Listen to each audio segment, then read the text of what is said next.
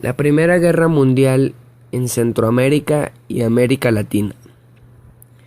En 1914 se inicia la Primera Guerra Mundial, que fue el conflicto armado entre la Triple Alianza, Alemania, Imperio Austrohúngaro e Italia, y la Triple Entente, Inglaterra, Francia y Rusia.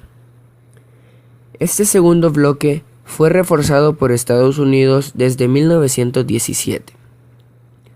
Al culminar la guerra en 1919, los productos primarios tuvieron una caída importante de precios y también bajaron las exportaciones, ya que Europa compra a Estados Unidos, por lo que las economías latinas tuvieron un retroceso en su crecimiento.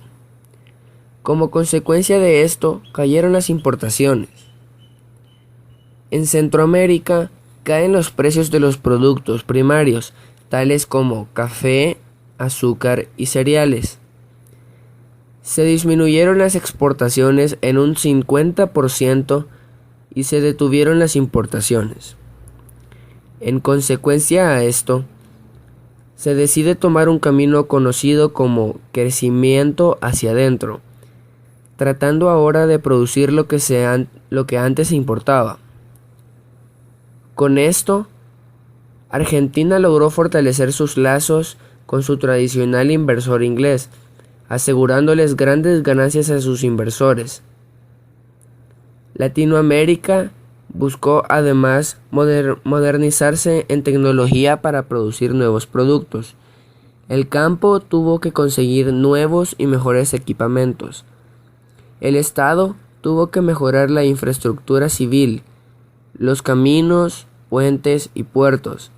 Debían otorgar créditos para los futuros industriales y apoyar los proyectos de siderurgia, química y energía. La finalización de la Segunda Guerra Mundial tuvo, entre otras cosas, dos consecuencias fundamentales. El avance de la URSS como potencia decidida a competir cada vez más sólidamente la hegemonía con Estados Unidos y el deterioro económico de Europa Occidental. Junto a estos dos hechos subsiste el afianzamiento interrumpido de Estados Unidos, beneficiario de las dos grandes guerras y máximo exponente del capitalismo industrial y financiero de Occidente.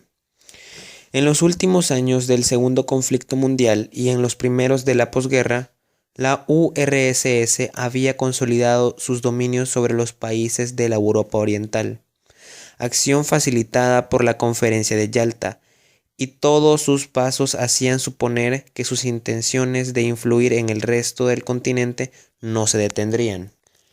Además de esta situación, los norteamericanos veían que los países europeos, fundamentalmente Francia e Inglaterra, habían iniciado en los años precedentes una política de nacionalización de la gran industria y la banca acompañada por la implantación de medidas proteccionistas que los aislaban del mundo occidental y se hacía cada vez más vulnerables a la influencia del comunismo, a lo que contribuía el bajo nivel económico.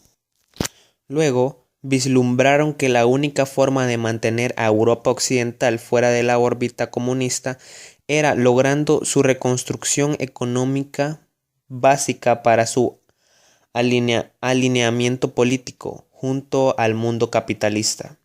De acuerdo a estos fundamentos, el secretario de Estado formula el Plan Marshall, que no consistió solo en una ayuda financiera a los países europeos del oeste, sino que tendió a encauzarlos en los principios del liberalismo económico y en la solidaridad y cooperación continental.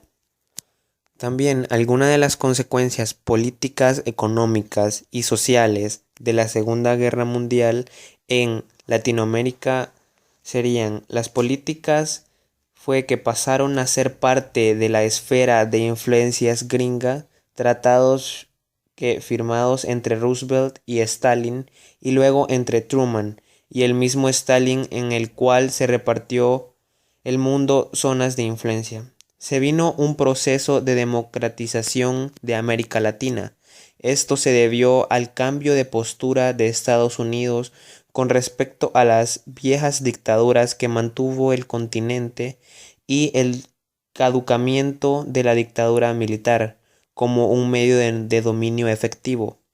Se consolidó en esa parte la OEA, ya que en principios sustituimos temporalmente el papel de Europa.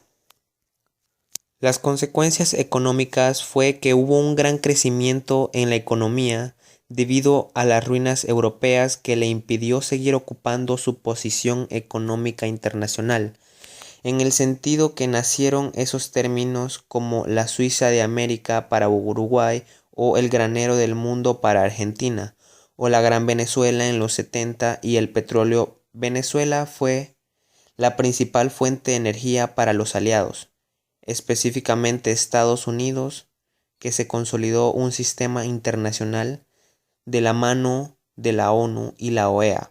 Se establecieron vínculos comerciales que aún hoy existen. Se desarrolló internacionalmente demócratas en América y consolidó el sistema de partidos generalmente bipartidistas. Las consecuencias sociales fueron que desde el periodo de ahí en adelante fue la venida de la inmigración con gran capacitación técnica que ayudó al boom económico de Latinoamérica. Se consolidó la estructura social latinoamericana, ya que el desarrollo industrial que tenemos o teníamos fue promovido con los conocimientos técnicos de aquellos ciudadanos.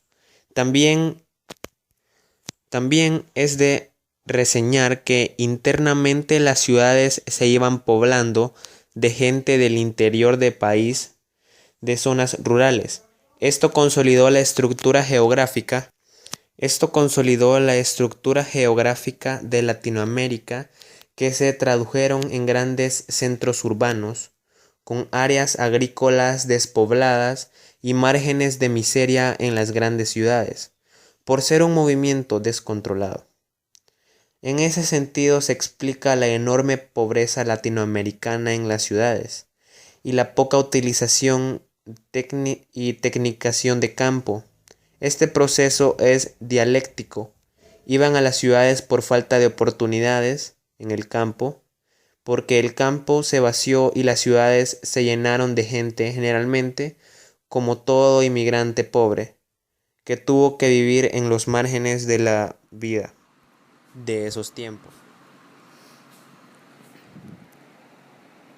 La economía estadounidense había alcanzado el éxito durante la década de los 1920, pero la crisis de 1929 se debió a la saturación del mercado capitalista que existía en ese entonces. La bolsa de valores de Wall Street cayó a su nivel más bajo, y esto ocasionó que la circulación de la bolsa de valores se bloqueara por la misma saturación. Esta crisis se atribuye a las características de producción de mercancías del capitalismo, el monopolio de los mercados y el trabajo asalariado. Los sectores vinculados a la economía no les quedó otra alternativa económica que declararse en quiebra, y eso trajo como repercusión la depresión y frustración en los sectores económicos y en la población en general. Dado que este fenómeno también afectó a los principales bancos, a tal grado que algunas personas optaron por el suicidio al saber que habían perdido por completo su dinero. Otras personas, en cambio, cayeron en crisis de salud bastante difícil al verse despedidas de sus trabajos y al no tener una opción de empleo.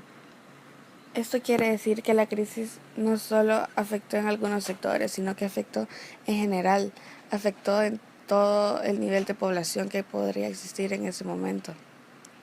La crisis de la bolsa de valores de Wall Street impactó en la economía salvadoreña, dada la dependencia y casi nula diversificación de esta última. Por las condiciones climáticas, El Salvador se convirtió en un país cafetalero. El café se cultivaba en gran cantidad, sobre todo en zona occidental, y conforme fue avanzando la tecnología, se fueron incrementando las zonas donde se producía el café. Debido a los sistemas de riego y el cultivo de árboles entre el café para poder crear zonas frescas para el cultivo de este mismo, El Salvador se convirtió en un país estrictamente cafetalero. Pero una de las situaciones que las cuales se vieron afectadas los pequeños y medianos productores de café fue porque los medios necesarios para la preparación del café no estaban a su alcance, por lo que a raíz de esa situación se da la expropiación de tierras, dado que estos mismos no tuvieron los medios necesarios para pagar los créditos a los grandes productores y a los bancos, y se vieron obligados a vender sus propiedades. Eso permite que se nazca la oligarquía cafetalera. Otra situación que afectó al país fue la disminución de las exportaciones, dado que la crisis afectó los precios del café, los cuales se vinieron a la baja. La crisis también vino a afectar por el lado de los empleos, porque se produjeron despidos masivos en los beneficios, y una de las desventajas que se tiene como país cafetalero es que la gente no puede tener un empleo permanente, además de depender de la producción de un solo cultivo. Por esto, al caer el precio del café por la crisis de 1929, el país se ve sumergido en circunstancias muy difíciles, porque no tiene otro tipo de entrada de ingresos.